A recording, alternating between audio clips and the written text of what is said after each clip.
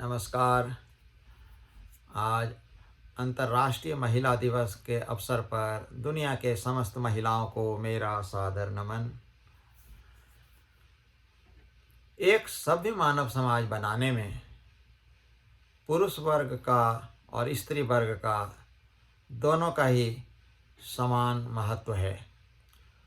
पुरुष के बिना स्त्री आगे नहीं बढ़ सकती, स्त्री के बिना पुरुष आगे नहीं बढ़ सकते। दोनों समाज में एक दूसरे के पूरक हैं। समाज रूपी गाड़ी के पुरुष और स्त्री दो पहिए हैं। हम किसी का महत्व कम या किसी का महत्व अधिक ऐसा नहीं कह सकते।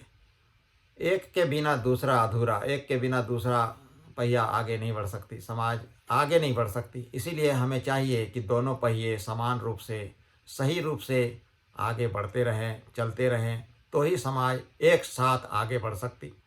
नहीं तो समाज का सही विकास नहीं हो पाएगा। और अभी तक भी यदि हम सच कहें, जहाँ तक हमारे गुरु श्री श्री आनंद मूर्ति जी उन्होंने कहा है एक मानव समाज में, कि अभी तक इस वर्तमान समाज में भी, जिसे हम विकसित समाज कह रहे हैं, एक सुव्यवस्थित समाज की रचना अभी तक नहीं कर पाए हैं।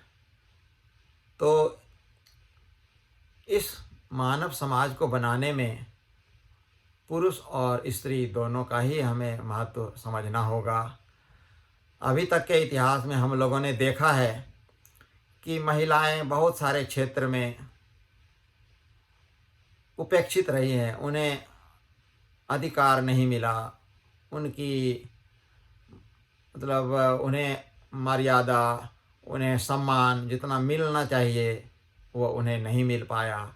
और जिसके लिए महिलाएं हमेशा ही अपनी आवाज़ को उठाती रही हैं। यह एक सही संकेत नहीं है कि हम उनको अवहेलित करके रखें, पीछे छोड़ दें। चूँकि महिलाएं हैं तो हम हैं, महिलाएं ही हमारी जननी है। जो भी हम पुरुष की बात करते हैं, हम महिला का ही योगदान है जो हम इस धरती पर अवतरित हुए हैं। भगवान हमें बनाने वाले हैं, परंतु महिला के गर्भ के थ्रू ही माध्यम से हम इस धरती पर आते हैं। इसीलिए महिला का योगदान और भी अधिक होता है, चूँकि हम जो इस धरती पर आज जो हमारी जो अस्तित्व है वो हमारा महिलाओं की वजह से ही है। तो महिला भले ही शारीरिक रूप से पुरुष के तुलना में कुछ कमज़ोर होती हैं, मानसिक रूप से भी, चूँकि मस्तिष्क की जो संरचना है, जो सेल्स है, वो पुरुष के तुलना में कुछ कमज़ोर होते हैं, कम होते हैं।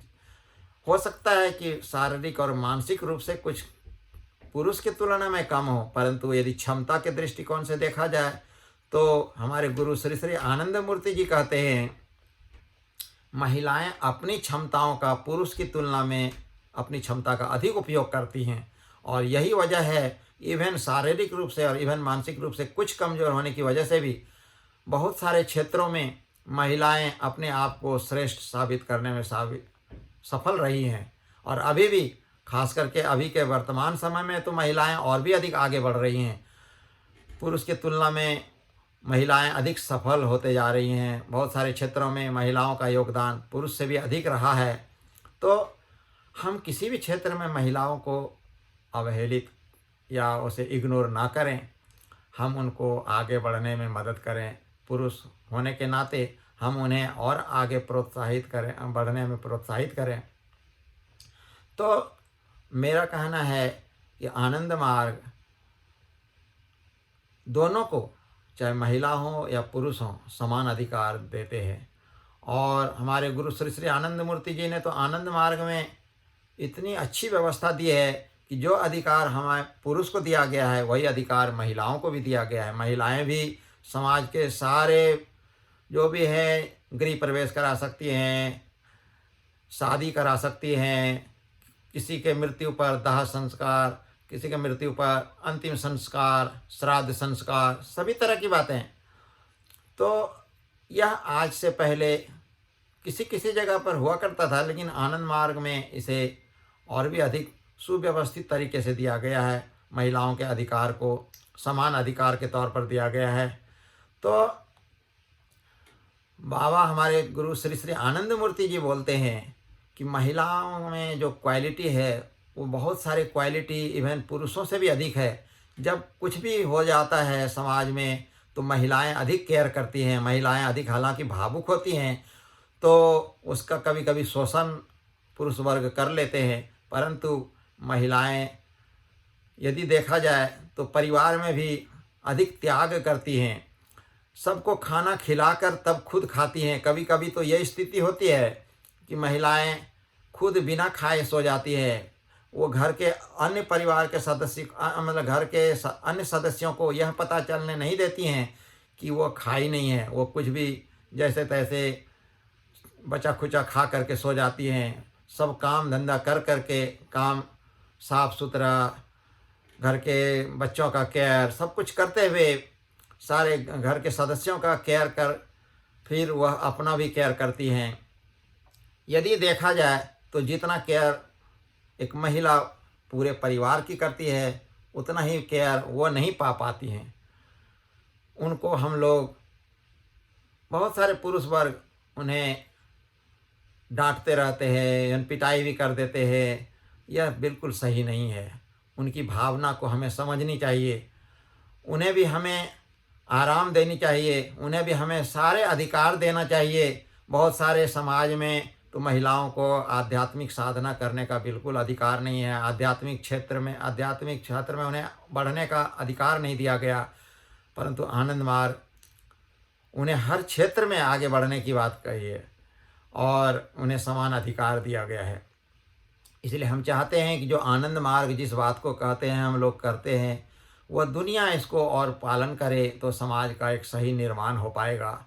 नहीं तो समाज में महिलाएं बहुत सारे अभी भी तिरस्कृत, उनको भोग का एक साधन मान करके लोग सिर्फ उपयोग करते हैं और उनके आवाज़ को लोग दबाने का कोशिश करते हैं।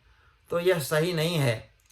हालांकि यह बहुत ही अच्छी बात है कि आज की महिलाएं अपने आवाज़ को बुलंद कर रही हैं और समाज में अपनी स्वीकृति खुद ही अपने से आगे बढ़ कर के स्वीकृति दिला रही हैं। हालांकि चाहिए कि हम पुरुष वर्ग उनका सपोर्ट करें और कर भी रहे हैं।